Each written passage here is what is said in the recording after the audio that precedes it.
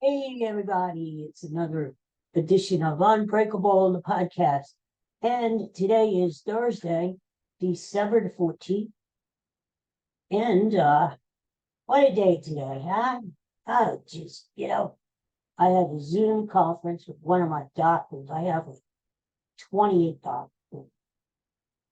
That's what happens when you get to be my age. And oh, oh, it sounds bad. Oh, God, you better stop smoking. 2 packs a day. By the way, that's our friend Bud there. He's joining us today. Okay, I gotta tell you about Katie. I had my door closed this morning because I had a Zoom conference with my doctor. So all of a sudden, I hear this scratching and this growling outside the door. Here it was Katie. She was thinking I was doing a podcast. She's becoming a little ham. Katie girl. She loves to do the podcast. In fact, she was just here a few minutes ago, and I thought she was going to join me and be special guest again. And then she took off out of the room. So I don't know. Anyway, maybe she'll join us, maybe she won't. So I had this podcast with the guy, and everything is okay. And yeah, I don't know. I still can't get confused with this podcast stuff.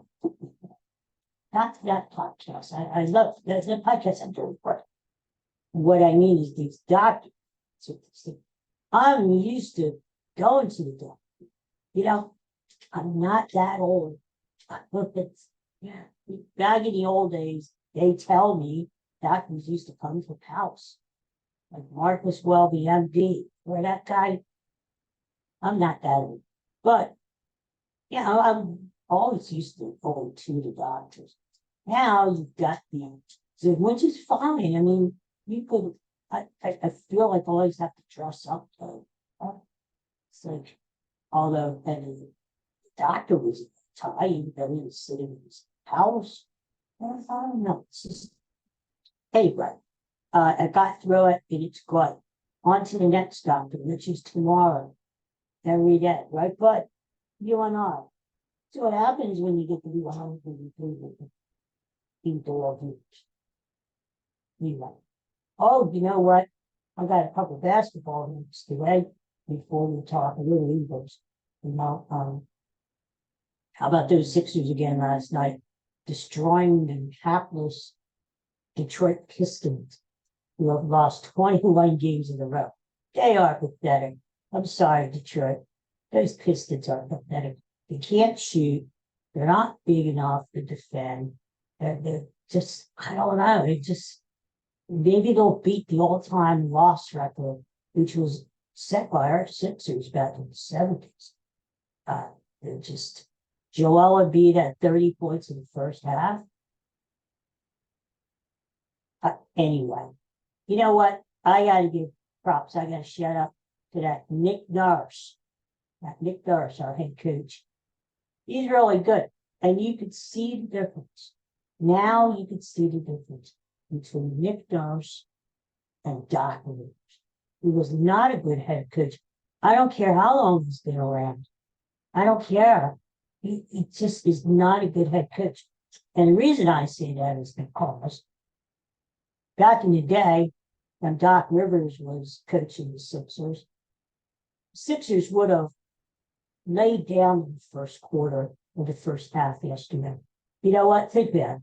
Sixers just blew out a really bad Washington Wizards team on Monday by 45 points. Now they're coming into Detroit to play a Pistons squad who has lost 20 games in a row. What sort of motivation do the Sixers have, right?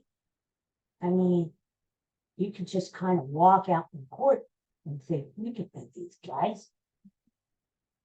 Well, in the past, that got the Sixers in trouble because the last time the Sixers played Detroit, in the past, back in 2022, 2021, a team like Detroit would jump up, especially the first half, and surprise the Sixers. The Sixers are sleepwalking, and then they wake up in the third quarter and they start playing again. right? But not with Nick Nurse. Nick Nurse seems he seems to have the team very focused on what they need to do. And Nick Nurse is, from what I hear, is stressing practice very much. And I don't know, these guys look like they're ready to play. Looks like they're, I hate the term motivated, especially for a professional athlete who's getting paid millions and millions of dollars. Doesn't that motivate you enough, right? But anyway, I just like Nick Nurse. I think he's a good coach, and I like his rotations. He keeps Embiid in for the whole first quarter, as long as he's not in foul trouble.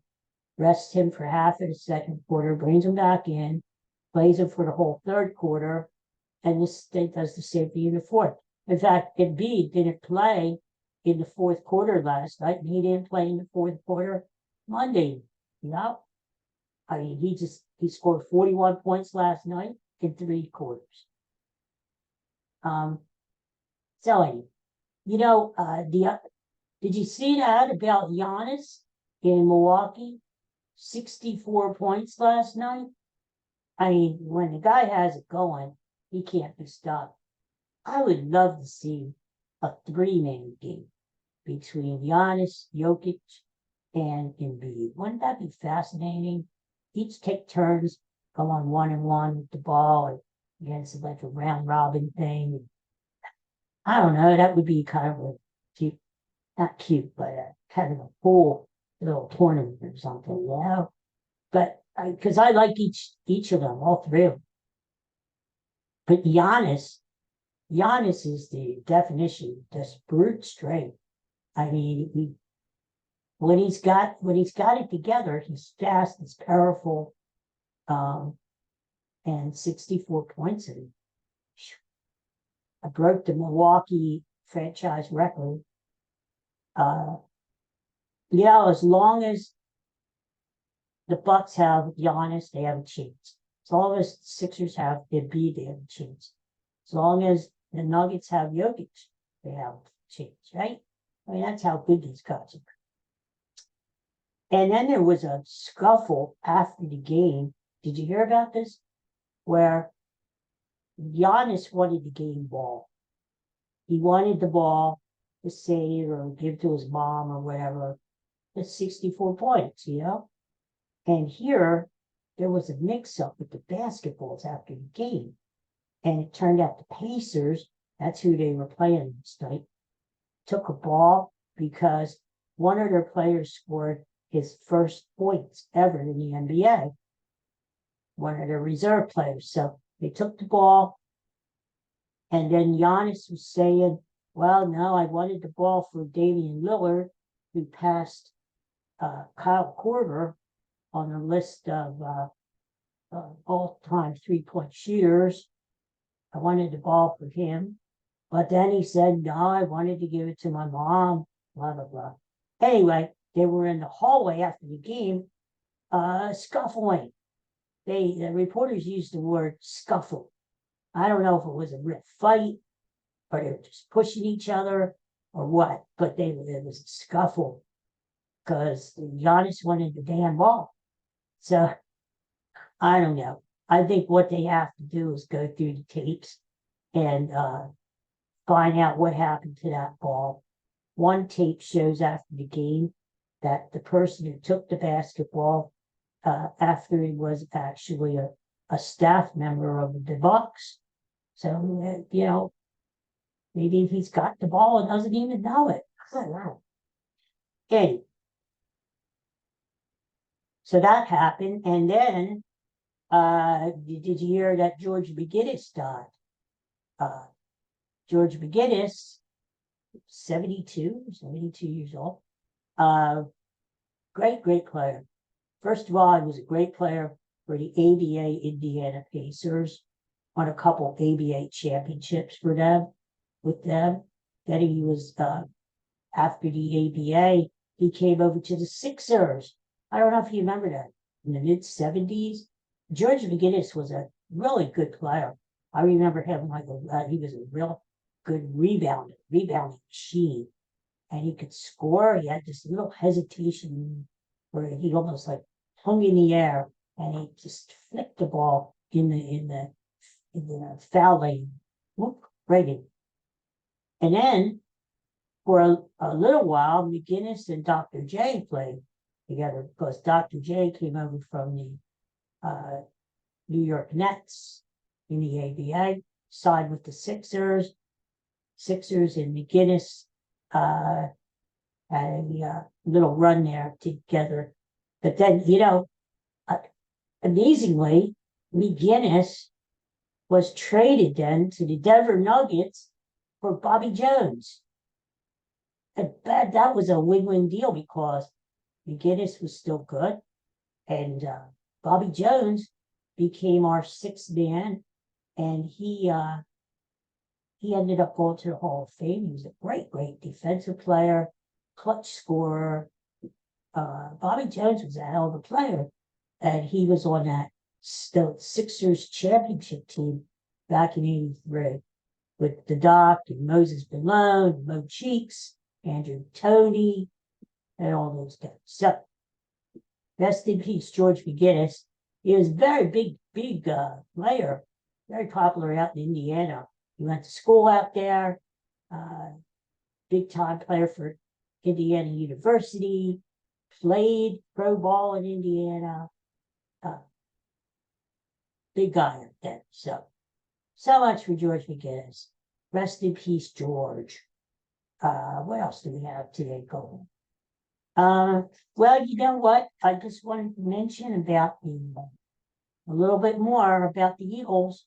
Now they don't play till Monday night, but still, thinking about this game against Seattle, and I don't know, I'm going back and forth. Yesterday on here, I was like, it's going to be tough.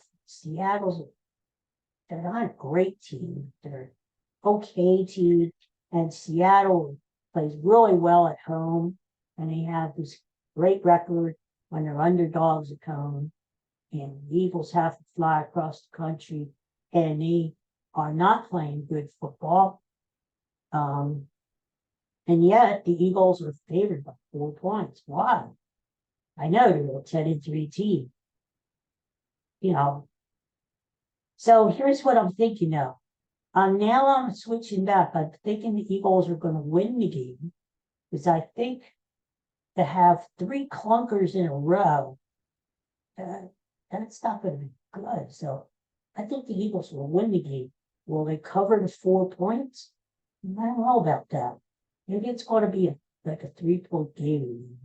27-24 Eagles. How's that sound? But I don't know. I just can't put my finger on this game. So I think the Eagles will win, but will they cover? Who knows? Right? So we're going back and forth on that. We'll be talking about that more as the days roll along. So tomorrow morning, I go down to the city again. Hopefully, we don't screw up our appointment like we did yesterday. I told you about that. We drove all the way down to Philadelphia, got down there, we breezed right down the Schuylkill Expressway, got into University City. The weather was nice. Parked, got a parking space, got into the building, all ready to see the doc. And guess what? Wrong day for the appointment. Duh. Next week, I go to see that doc. Next Wednesday. Tomorrow, I find, remember this tooth I was telling you about? I'm sure you think about it. My jaw was. Anyway, I'm going finally back down to Philadelphia again and seeing somebody about the tooth. So we'll see what happens there. If it's one thing, it's enough, right? Yeah. But otherwise, life is good. Life is good. It's good to be alive, and it is. We're coming up on Christmas and the New Year, and we're going to have a good time this year. The holiday, it's going to be a good year. Good health and lots of good times next year. You too, right? We're going to think positive, and we're going to have a Super Bowl to celebrate. Hopefully the Eagles win it. I think they will. We got the Phillies around the corner, right? And who knows what the Sixers and the Flyers are going to do. And it's going to be 2024. I tell you what, just between you and I, it's going to be a really interesting year. You know? I mean, we got this election coming on, but I don't talk about politics or anything, but it's really going to be very interesting, don't you think? With all these trials and everything. It's going to be, I think it's going to be a year to remember. I really do. I don't know. We'll see what happens, huh? But anyway, it's good to be alive. And so there's our friend Bud. He's saying goodbye to everybody. Tune in tomorrow, everybody. I will have another episode of Unbreakable, the podcast, sometime. You know what I'm working on. I'm working on figuring out how to do like a live one, like from let's see, down at the store at Wawa. I'm in a Wawa, and I'm ordering. I have a pretzel and maybe one of those peppermint milkshakes for holidays. And all of a sudden, I feel like doing a podcast. So here I am in the Wawa. I have my pretzel, and maybe not. I don't know. Anyway, all right, everybody, have a good day, and I'll talk to you all tomorrow. Hey, I'm going to the grocery store now. Did you eat anything? Well, I guess not, but it's a fun thing to go to the grocery store. Now, when you get to be my age, going to the grocery store is like the highlight of your week. That and getting the mail every day. All right, take care, everybody. See you next time on Unbreakable, the podcast. Katie never came over. How about that? Well, maybe we can convince her tomorrow. All right. See you later. Bye.